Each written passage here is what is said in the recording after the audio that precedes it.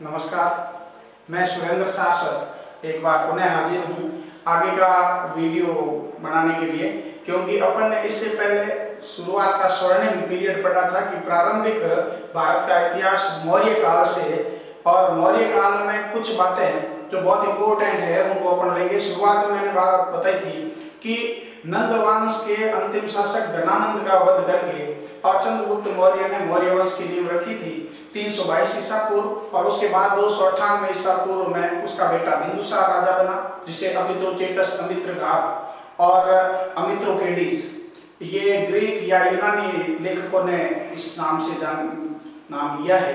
साथ ही साथ जैन साहित्य में उन्हें सिंहसेन कहा गया है, जबकि पुराणों में उसे भद्रशाली या वारिसार कहा गया। उसके बाद उसका बेटा अशोक सम्राट बना।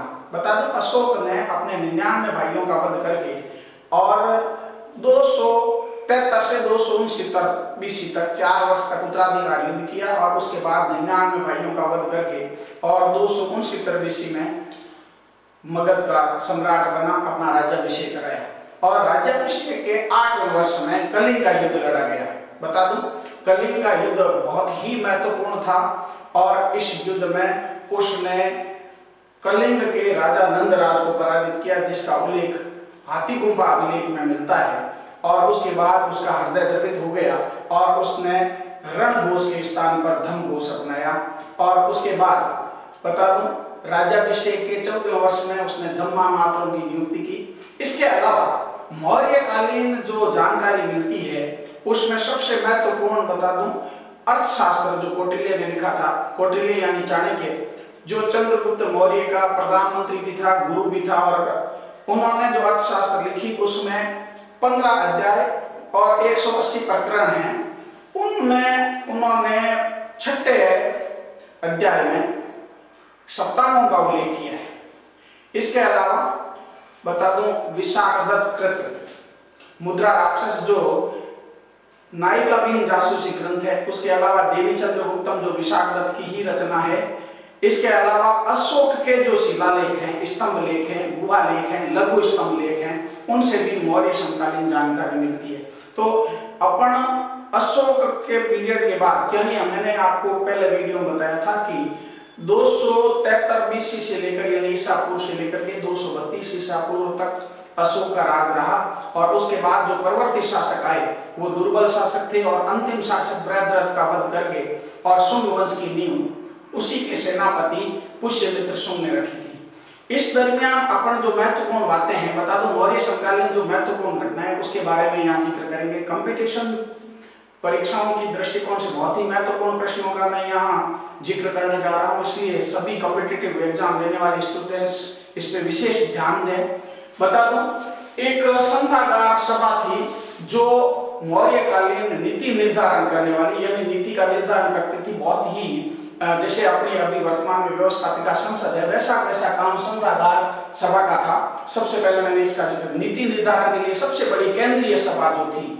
इसके बाद बता दो, अनुसंधान नाम से एक प्रति 5 वर्ष में धर्म प्रचार हेतु यात्राएं करने के लिए जो प्रशासनिक अधिकारी होते थे उनको अशोक के काल में भेजा जाता था धर्म के प्रचार के लिए। बता दूं, अशोक ने उपगुप्त के सानिध्य में बौद्ध धर्म को अपना लिया था, और उसने बौद्ध धर्म का जबरदस्त प्रचार प्रसार किया, यहाँ तक कि विदेशों में भी। श्रीलंका में अपने पुत्र महेंद्र और पुत्री संघमित्रा को भेजा। बता दूं, उसकी रानी कारुवाकी और चारुवाकी, जिसका अभिलेख रानी का अभिलेख कहलाता है, कौशाम्बी प्रयाग इलाहाबाद में है। और उस समय ये पता चलता है कि रानी दान करती थी। और इन अभिलेखों से के अलावा जो अशोक के अभिलेख थे उन सभी के बारे में अपन जो महत्वपूर्ण अभिलेख है उनका जिक्र करेंगे, जिसमें रुमनदेही का जिक्र मैंने पिछले वीडियो में किया था कि भूमिगत से रिलेटेड था। उसमें अशोक ने स्पेशली बौद्ध स्थलों की यात्रा करके और भूमिकर को 1/6 भाग से घटा करके और 1/8 भाग कर दिया था। इसके अलावा जो महत्वपूर्ण शिलालेख हैं उनमें बता दूं, दूसरे शिलालेख में पशु बलि निषेध का जिक्र है। 5वां शिलालेख में धम्मामातरों की नियुक्ति का जिक्र है। बता दूं, धम्मामात्र जो थे उनकी 14 वर्ष में नियुक्ति हुई थी, और ये जनता के कल्याणकारी कार्य के लिए अपना योगदान देते थे। इसके अलावा मैं बता दूं आपको 8 8वां जो शिलालेख है उसमें स्पेशली आठविक यानी शिकार निषेध 11 शिलालेख में धम्म की व्याख्या की गई है।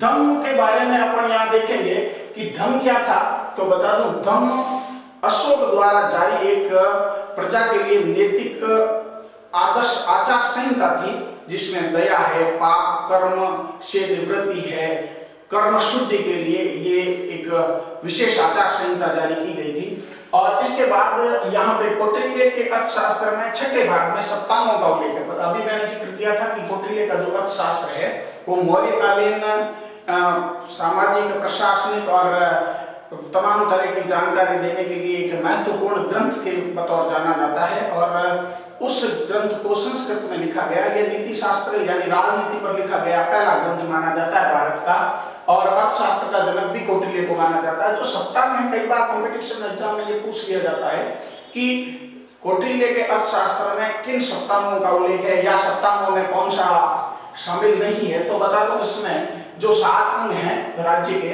पहला है राजा, दूसरा है अमात्य, तीसरा है जनपद, चौथा है दुर्ग, 5वां कोष, 6ठा सेना और 7वां मित्र। ये 7 अंग किसी राज्य के लिए बहुत ही जरूरी हैं। इसके अलावा अपन पूरी मौर्यकालीन प्रशासनिक व्यवस्था देख रहे हैं। बता दूं मौर्यकालीन प्रशासनिक व्यवस्था में सबसे पहले अपन लेते हैं केंद्रीय प्रशासन। बता दूं केंद्रीकृत प्रशासन था और उसमें जो विभाग थे उनकी संख्या 18 थी। कौटिल्य ने अपने अर्थशास्त्र में इन 18 विभागों का जिक्र किया। इन 18 विभागों को तीर्थ कहा जाता था। मैं अक्सर इन चीजों का जिक्र करता हूं कि जो जैसे मंत्री परिषद होती है वैसे मौर्य काल में तीर्थ हुआ करते थे। इसी तरह बता दूं एक कृष्णदेव राय था, उनके काल में अष्ट दिग्गज हुआ करते थे।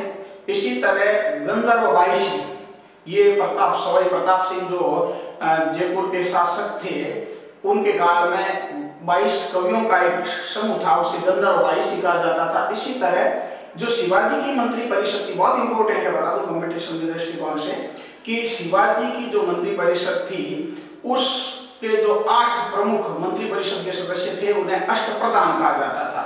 इसी तरह एक बता दूं सल्तनत युग में जो सल्तनत युग का वास्तविक संस्थापक था इल्तुतमिश, उन्होंने एक 40 गुलामों का समूह बनाया, उसे चालीसा या तुर्कान-ए-चेहलगामी के नाम से भी जाना जाता है। इसी तरह मौर्य काल में 18 विभागों को 18 तीर्थ कहते थे। उसमें जो महत्वपूर्ण बहुत इंपॉर्टेंट जो तीर्थ थे उनमें पहला एक मंत्री, पुरोहित, सेनापति और युवराज, ये बहुत ही महत्वपूर्ण तीर्थ हुआ करते थे। इसके अलावा जो महत्वपूर्ण तीर्थ हैं उनका मैं जिक्र यहाँ करना चाहूंगा। कॉम्पिटिशन में कई बार इनका पूछा जाता है। सलीदाता जो कोषाध्यक्ष होता था, कोष का लेखा जोखा रखता था। समाहर्ता जो राजस्व एकत्र करने, रेवेन्यू को कलेक्शन करने का काम करता था। आय व्यय का हिसाब करता था। और इनके लिए जैसे नीचे के स्तर के जो अधिकारी होते थे, समाहर्ता के नीचे स्थानिक, प्रदेश का, गोप, ये प्रशासनिक अधिकारी हुआ करते थे। कई बार सवाल पूछ रहे प्रदेश का कौन होता था, तो मौर्यकालीन प्रशासनिक अधिकारी होता था। सीताध्यक्ष, सीता शब्द का अर्थ भूमि होता है, कृषि भूमि, और कृषि भूमि का लेखा जोखा जो रखता था वो विभागाध्यक्ष सीताध्यक्ष कहलाता था। पणाध्यक्ष होता था जो व्यापार का हिसाब किताब रखता था। विविधाध्यक्ष जो चारागाहों की देखरेख करता था या इस विभाग का संचालन करता था। लक्षणाध्यक्ष सिक्के जो होते हैं या मुद्रा का हिसाब किताब रखने वाला। और कोतवाध्यक्ष ये बता दूं नाप तोल का अधिकारी होता था। 8वीं जैसा कि शब्द से ही पता चलता है कि वन विभाग का प्रमुख होता था। ये थी केंद्रीकृत व्यवस्था। बता दो कंपटीशन में भी और बोर्ड परीक्षा में भी पिछली बार ये प्रश्न पूछा गया, मौर्यकालीन प्रशासनिक व्यवस्था का वर्णन कीजिए। 4 नंबर का प्रश्न था। इसी तरह इनमें से कई बार सीधा प्रश्न पूछ लेते हैं इसका अध्यक्ष कौन हुआ करता था। इसके बाद बता दो जो प्रांतीय प्रशासनिक व्यवस्था थी उसमें बहुत ही महत्वपूर्ण प्रश्न है कि अशोक के काल में जो 5 प्रांत थे इनकी अक्सर राजधानियां पूछ लेते हैं या सुमेलित करने में ये प्रश्न पूछ लेते हैं। तो बता दूं प्रांतीय प्रशासन में 5 प्रांत जो अशोक के काल में थे उनमें एक था उत्तरापथ। उत्तरापथ की राजधानी तक्षशिला हुआ करती थी। इधर मैंने प्रांतों के नाम लिखे और सामने राजधानी सुमेलित करने में भी ये प्रश्न आता है। उत्तरापथ की राजधानी तक्षशिला थी जो पहले महाजनपद काल में गांधार की राजधानी हुआ करती थी। अपन ने 16 महाजनपद बटे थे। मैंने कहा था कि भारत के दक्षिण में उत्तर पश्चिम में गांधार प्रदेश था, उसकी राजधानी तक्षशिला थी। बता दो तक्षशिला के 2-3 बहुत ही महत्वपूर्ण प्रश्न बनते हैं। एक तो लेक्चरर भर्ती में कंपटीशन में पूछा गया था स्कूल लेक्चरर में कि भारत का सबसे प्राचीन शिक्षा का केंद्र कौन सा था, तो बता दो तक्षशिला विश्वविद्यालय शिक्षा का प्राचीन केंद्र था, जिसमें चाणक्य और चंद्रगुप्त मौर्य दोनों ने अध्ययन कराया। चाणक्य ने अध्यापन भी कराया और पाणिनि जो अष्टाध्यायी के लेखक थे, व्याकरणाचार्य थे, उनकी भी ये कर्मस्थली रही थी। दक्षिणापथ की राजधानी स्वर्णगिरी है और अवंती राष्ट्र की राजधानी उज्जैन। ये बता दो महाजनपद के समय भी था। और अवंती अभी वर्तमान में मध्य प्रदेश में उज्जैन जो शिप्रा नदी के तट पर है। पिछले वीडियो में भी मैंने इसका जिक्र किया था। कलिंग की राजधानी तोषली हुआ करती थी। कलिंग मौर्य काल के लिए बहुत ही महत्वपूर्ण है क्योंकि कलिंग का युद्ध बहुत इंपॉर्टेंट है। 261 ईसा पूर्व में लड़ा गया था और इस युद्ध ने ही अशोक को पूरी तरह से परिवर्तित कर दिया। पांचवा प्रांत है मध्य प्रांत। मध्य प्रदेश या मध्य प्रांत कहते हैं। इसकी राजधानी पाटलिपुत्र हुआ करती थी। बता दूं पाटलिपुत्र वर्तमान पटना जो बिहार की राजधानी है, ये गंगा और सोन नदी के संगम पर एक हर्यक वंश का राजा था उदयनी। उसने इस शहर को बसा करके मगध साम्राज्य की राजधानी पाटलिपुत्र को बना दिया। और पाटलिपुत्र के बारे में जो यूनानी लेखक आया था या अपन कहते हैं सेल्यूकस निकेटर के बाद उसका जो दूत था मेगस्थनीज, उसने पाटलिपुत्र का जिक्र पोलीग्रोथा के रूप में कई बार आता है। यूनानी शब्द यूनान में से क्या कहते हैं, ग्रीक शब्द क्या है, तो बता दो ये पाटलिपुत्र का नाम ही पोलीग्रोथा है, जो उसने अपनी पुस्तक इंडिका जो मूल रूप से और भी उपलब्ध नहीं है, केवल वृत्तांतों के आधार पर ही रची गई है, उस पुस्तक में पाटलिपुत्र को पोलीग्रोथा कहा गया है। बता दूं मेगस्थनीज ने ही जो उस समय की नगर नियोजन व्यवस्था थी उसका जिक्र किया है। उन्होंने कहा है कि जो नगर नियोजन व्यवस्था थी बहुत ही सिस्टमैटिक ढंग से थी। उस समय 6 समितियां हुआ करती थी। ये सवाल कई बार पूछा हुआ है। 6 समितियां हुआ करती थी, प्रत्येक समिति में 5 सदस्य थे। इस तरह 5 × 6 = 30 सदस्यों द्वारा नगर नियोजन को संभाला जाता था। उसमें पहली समिति थी उद्योग और शिल्प का काम देखती थी। दूसरी जो विदेशी लोग थे उनकी देख रेख रखने का इसका काम देखती थी। तीसरा जन मरण जो अभी नगर पालिका नगर परिषद वगैरह देखती है, इनका रजिस्ट्रेशन का काम करती है, वैसा हिसाब किताब रखना। व्यापार और वाणिज्य से संबंधित चौथी समिति थी। 5वीं थी निर्मित वस्तुओं का विक्रय, जो प्रोडक्शन हो गया है उसको बेचने का काम करने वाली संस्था, उस पर देख रेख रखती थी। और छठी जो महत्वपूर्ण संस्था थी विक्रय मूल्य का 1/10 भाग बिक्री कर के रूप में वसूलने का काम करती थी। बता दो इसमें बहुत ही महत्वपूर्ण जन्म मरण वाले पूछते हैं या इनमें से कौन सी शामिल नहीं है, ऐसा प्रश्न पूछते हैं। तो उस समय 6 समितियां, प्रत्येक समिति में 5 सदस्य थे, ऐसा मेगस्थनीज ने जिक्र किया है। इसके अलावा बता दूं उस समय की सैन्य व्यवस्था बहुत ही इंपॉर्टेंट है। सैन्य व्यवस्था मेगस्थनीज ने सैन्य व्यवस्था का जो प्रमुख है, वैसे तो बता दूं राजा ही प्रमुख होता था, लेकिन जो प्रमुख है वो अंत्यकाल के नाम से जाना जाता था। उस समय 5 विभागों से ये पूरी तरह से विराट सेना सुसज्जित थी। और उस समय सबसे पहले पैदल सैनिकों की संख्या उस समय 6 लाख हुआ करती थी। घोड़ों की संख्या 50,000 थी। तीसरे नंबर पे हाथी 9,000 और रथ जो थे वो 800 थे। इसके अलावा एक विशाल नौसेना थी जो जल समुद्री सेना में लड़ाई का काम करती थी या रक्षक का काम करती थी। ये बहुत ही महत्वपूर्ण पार्ट था। इसके अलावा जो मौर्यकालीन न्यायिक व्यवस्था है उस समय ठीक इसी तरह जैसे कि वर्तमान में सुप्रीम कोर्ट दिल्ली में है जो सर्वोच्च है, और इसी तरह पाटलिपुत्र में एक सर्वोच्च न्यायालय हुआ करता था। और 2 तरह के न्यायालय थे जिसका जिक्र मैंने शायद पिछले वीडियो में भी किया था। बता दूं उसमें एक तो है धर्मस्थलीय न्यायालय जो दीवानी मामलों की सुनवाई करता था, और दूसरा था कंडक शोधन जो फौजदारी मामलों की सुनवाई करता था। इसका जिक्र मैंने पिछले वीडियो में किया था। इसके अलावा बता दूं जो प्रांत थे वो विषयों में विभाजित थे, और विषयों का जो अधिकारी होता था विषयपति अर्थात विषयपति उसको संभालता था। इसके अलावा स्थानीय कर मैंने पहले ही जिक्र कर दिया है कि वो प्रशासनिक अधिकारी हुआ करते थे। उस समय प्रशासनिक व्यवस्था की सबसे छोटी इकाई जो होती थी ग्राम, उसका प्रमुख गोप होता था। और इसके अलावा बता दूं तत्कालीन जो समाज था उस समय मेगस्थनीज ने जो जिक्र किया उसका मैं यहाँ जिक्र करना चाहूंगा। मेगस्थनीज ने अपनी पुस्तक इंडिका में लिखा है कि स्त्रियों की दशा उच्च थी, और साथ ही साथ उन्होंने माना कि उस समय दास प्रथा नहीं थी। ये बहुत इंपॉर्टेंट पार्ट है, ये सवाल बता दूं कई बार पूछा गया था। ये थी मौर्यकालीन प्रशासनिक व्यवस्था। और इसके बाद अगले वीडियो में अपन पढ़ेंगे कि मौर्य के बाद बता दूं, एक तो शुंग वंश था, शुंग वंश के बाद सातवाहन वंश, जिसके बारे में बहुत ही कम कॉम्पिटिटिव एग्जाम बहुत कम सवाल बनते हैं, लेकिन फिर भी जो महत्वपूर्ण प्रश्न बनते हैं उनका यहाँ जिक्र करना चाहूंगा। और नेक्स्ट वीडियो में आप देखेंगे कि मैं गुप्त काल पढ़ूंगा जो भारत के इतिहास का स्वर्णिम युग है, और इस युग की तुलना पेरिक्लीज युग और अगस्टस युग से की जाती है।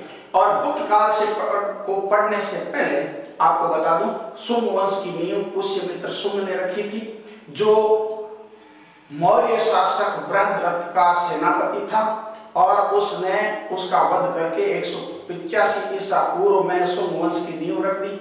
और शुंग के बाद बता दो सातवाहन वंश आया।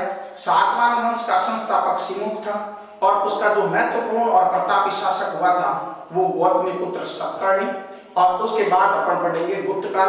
आपको ये मेरा वीडियो कैसा लगा, अपने मेरे YouTube चैनल पर जाकर के सब्सक्राइब करें, लाइक करें, शेयर करें, और अच्छा लगा हो तो कमेंट्स करें। धन्यवाद, नमस्कार।